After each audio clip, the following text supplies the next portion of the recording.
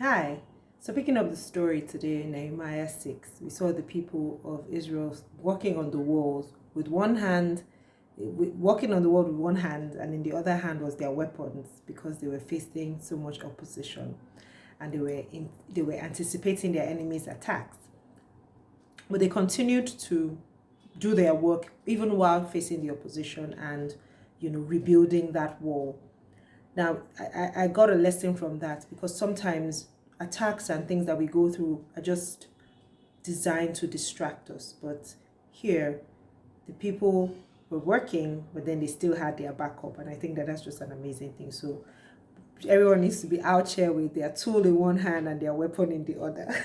It seems like a funny analogy, but it's actually really a fact. So the wall ended up being completed, but the gates and the doors hadn't been set up. And it was at this point that the enemies sent for Nehemiah, right? The Sanballat, Tobiah, and Gershon kept sending messengers to him, asking him to come for a meeting, which was really an ambush to just kill him, because these people were, I'm sure they were sitting there thinking, I can't believe we've been here all this while and these people have finished this wall. So we have to do something before they put up the gates, right? But he just kept, not responding, because please, how would the people who have been your enemies all this while all of a sudden have a very important meeting that they needed you to attend? So by the fourth invitation, clearly they knew that it was getting desperate. So Sanballat sent his aide, and he came along with a letter, which was also a threat and contained false accusations, all that was intended to blackmail him into coming. But even then, he didn't, because that was obviously an ambush disguised as a meeting. And then they also employed the services of a false prophet to intimidate Nehemiah and the people and weaken their will to complete their tasks. But Nehemiah prayed to God and asked God to strengthen his hand, and then God answered by giving him discernment. So via discernment, he knew what not to do. So for example, that was how he knew that the prophet Shemaiah was actually a false prophet and was working in cahoots with his enemies, because it was through that discernment that when Shemaiah asked him to come into the temple to hide, he knew it was a trap. Because one, Nehemiah is not a priest, so he's not technically allowed in the temple. So why would somebody who is a prophet be asking a non-Levite or priest to come into the temple to hide, if not that he had like ulterior motives? And it was through the discernment that God gave him that he was able to figure this out. Right. Now, the wall was finished within 52 days. Imagine that.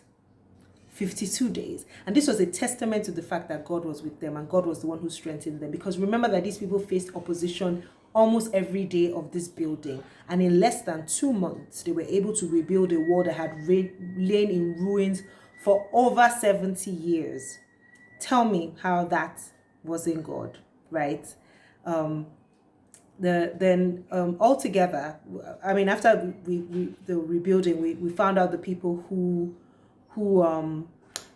returned. So altogether, about 50,000 people and 8,000 animals were recorded in chapter 8 when God persuaded Nehemiah to do a family registration of the returned exiles in a bid to fill up the near empty Jerusalem. So at this point, Jerusalem was empty. So it was like, you know what, let's get it filled, let's get it replenished, and let's get it, up and running. And I thought that was really beautiful. So here's my hashtag getting to know God lesson from this chapters.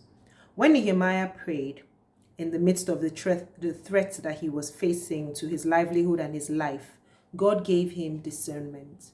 Now, this was very important to me because sometimes we feel like God should give us answers for the exact thing that we're asking for, but sometimes he'll give you something else that you need, not just for the thing that you're asking him for, but for the future. God was Nehemiah's constant source of encouragement, strength, and wisdom. And because he acknowledged God as his source, he never lacked whatever it was that he needed at every point. I thought this was amazing. And remember, all this is rooted from Nehemiah in prayer. He was always going to God in prayer. Nehemiah, though clearly humble in the way he lived his life, was also very confident in God. He had confident humility. because he understood that his strength came from God, and from the God who he called upon. Every time he called upon him, God equipped him for everything that he needed. Such an amazing lesson. I hope you think so too, and I hope you learned something else. And I thank you for joining me today, and look forward to sharing tomorrow the concluding part of the book of Nehemiah. Have a wonderful day. God bless you. Bye.